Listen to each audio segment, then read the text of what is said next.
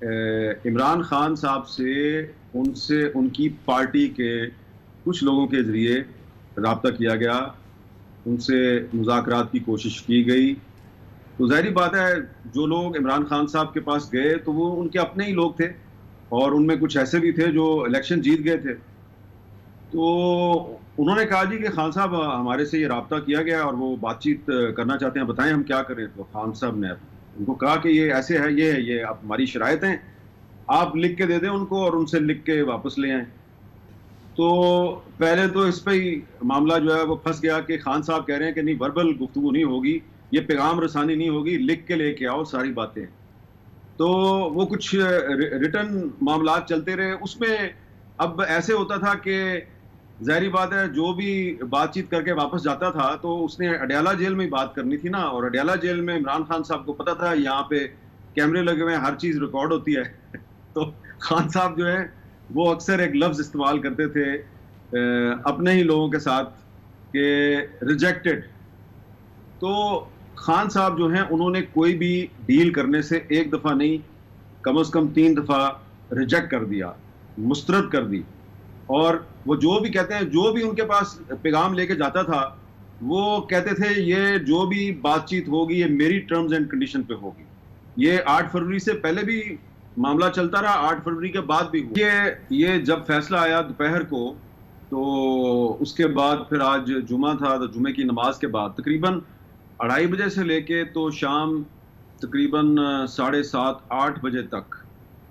بہت سی میٹنگز کے بارے میں ہمیں پتہ چلا ہے۔ کچھ میٹنگز ایسی تھیں جس کے جو پارٹیسپینٹس تھے ان کے ساتھ خود میری بھی بات ہوئی۔ تو جو اسلام آباد میں 3-4 مختلف جگہ پہ جو میٹنگز ہوئیں، اس میں جو ڈسکشن ہوئی ہے، میں اس کی ڈیٹیل میں تو نہیں جا سکتا کیونکہ ابھی تو وہ صرف ڈسکشن ہے، کچھ پروپوزلز ہیں کس طریقے سے ہینڈل کیا جائے۔ لیکن لگتا یہ ہے کہ جو سپریم کورٹ کا فیصلہ ہے اس کو ریزسٹ کرنے کی پوری کوشش کی جائے گی، حالانکہ مجھے تو قانونی لحاظ سے، آئینی لحاظ سے کوئی گنجائش نظر نہیں آتی کہ کس طریقے سے ایک سٹنگ گورنمنٹ جو ہے یا پارلیمنٹ جو ہے وہ سپریم کورٹ کے ایک فل بینچ کے فیصلے کو کیسے ریزسٹ کر سکتی ہے۔ ان سب کے پاس ایک گولڈن چانس تھا کہ آج کے بعد وہ سپریم کورٹ کے اس فیصلے پہ عمل درآمد کر کے پاکستان میں جو سیاسی افراتفری اور بے یقینی ہے اس کو ختم کر۔ گولڈن اپرچونٹی تھی پاکستان کے جو مختلف ادارے ہیں جو ایک دوسرے سے اس وقت لڑنے میں مصروف ہیں، ان کے پاس ایک گولڈن اپرچونٹی آئی تھی، وہ اس لڑائی سے نکل سکتے تھے۔ لیکن پچھلے 8-10 گھنٹے میں جو ڈیولپمنٹس ہوئی ہیں، جو میٹنگز ہوئی ہیں، مجھے لگ رہا ہے کہ یہ لڑائی بڑھائیں گے وہ۔ اور اب جو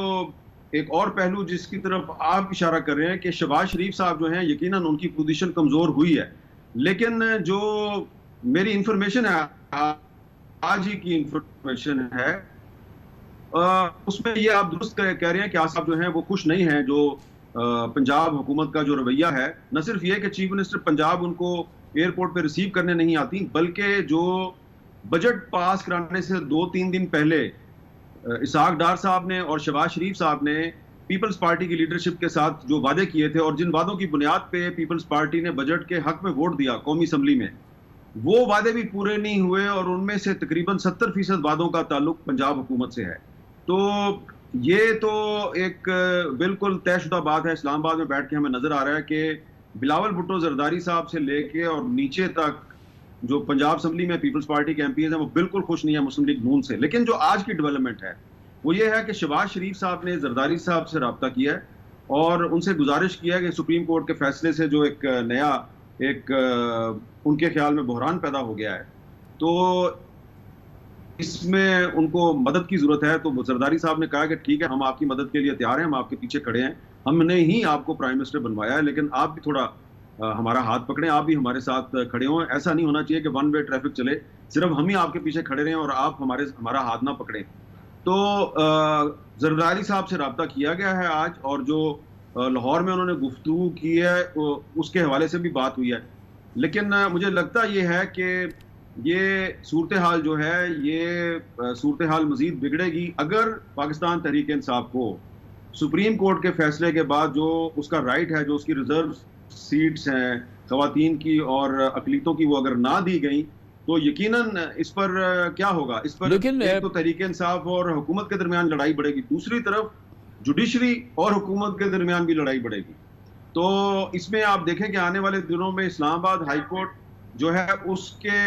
جو ججز ہیں ان کے خلاف جو کنٹیمپٹ آف کورٹ کے کیسز چل رہے ہیں کہ ریفرنس یہ کرتے سپریم کورٹ کو ریفرنس کرتے الیکشن کمیشن آف پاکستان کے خلاف، اور ان کے خلاف آرٹیکل 6 کا اطلاق کر کے ان کو پابند سلاسل کرتے، جنہوں نے پاکستان کے یعنی وفاق پاکستان کی ریاست کو جنہوں نے تضحیق کی۔ آج آپ دیکھیں تلاطم جو سارا مچا ہوا ہے وہ صرف اس لیے مچا ہوا ہے کہ ہمیں آزاد کر کے تتر بتر کر کے بکھیر دیا، اور اسی کا آج کبھی کوئی شاخسانہ نکلتا ہے، کبھی کوئی شاخسانہ نکلتا ہے۔ اور یہ Ghulam election commission of Pakistan جو نہ صرف یہ وفاقی حکومت کا یہ فیصلہ سپریم کورٹ اگر ریفرنس جاتا ہے تو کیا اس کی فیٹ دیکھیں؟ آپ سمجھ ہی جائیں کہ کیا فیٹ ہوگی۔ ایک طرف کہہ رہے ہیں نظر ثانی کریں گے اس فیصلے کی، او بھائی پہلے نظر ثانی میں یہ تو کروا لو کہ پاکستان تحریک انصاف جو ہے وہ سیاسی جماعت نہیں ہے، یا کم از کم جو ہے وہ الیکشن کمیشن آف پاکستان نے زیادتی نہیں کی ہے۔ اور جب آپ وہاں پہلے آپ وہ فتویٰ تو جو سپریم کورٹ کے 11 ججز نے دیا ہے اس کو تو ریورس کروائیں، اس کے بغیر آپ جا رہے ہیں۔ آپ کو 16 مہینے آپ حکومت میں رہے، اس وقت آپ کو سوری کی رولنگ یاد نہ آئی؟ آپ یہ کہہ رہے ہیں کہ عمران خان، قاسم سوری اور عارف الوی، ان تینوں کے خلاف جو ہے وہ آرٹیکل 6 کا بھی ریفرنس دائر ہوگا؟ یار آرٹیکل 6 انہی کے خلاف ہونا چاہیے جنہوں نے فارم 47 کے ذریعے جنہوں نے سبورژن کی ہے، جنہوں نے عوام کے مینڈیٹ پہ ڈاکہ ڈالا ہے،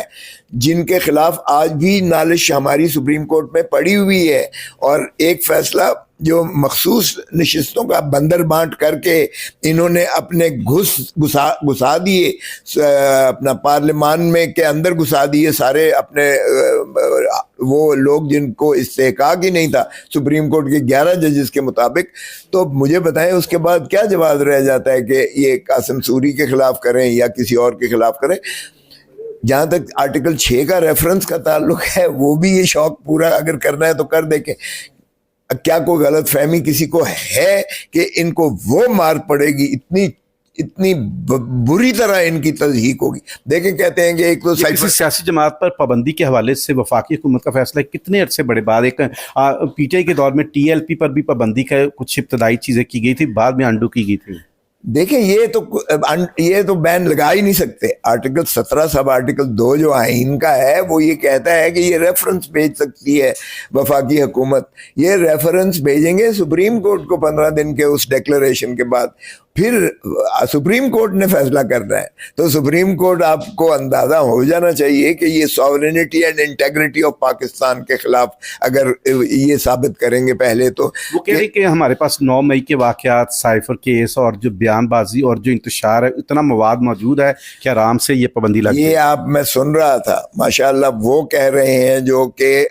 شہباز شریف کی کابینہ میں جو خود ہارا ہوا ہے، جس کو عوام نے مسترد کیا ہے، اور جس کی پارٹی کا ہیڈ نواز شریف خود ڈاکٹر یاسمین سے ہارا ہوا ہے، اور ہماری نالش بھی ہے اور موجود ہے۔ وہ پہلے اپنا تو فیصلہ کر لیں کہ یہ جو ہے کیا گھس بیٹھی ہے، یہ غاصب ہے یہ ہے، اور جس کی پارٹی کا ہیڈ نواز شریف خود ڈاکٹر یاسمین سے ہارا ہوا ہے اور ہماری نالش بھی ہے اور موجود ہے۔ وہ پہلے اپنا تو فیصلہ کر لیں کہ یہ جو ہے کیا گھس بیٹھی ہے، یہ غاصب ہے اس حکومت پر اور اس ریاست خدا داد پاکستان پر، وگرنہ ان کا کیا حیثیت رہ جاتی ہے۔ تو اس لیے کہنا کہ ناقابل تردید شواہد ہے، سائفر میں بریت ہو چکی،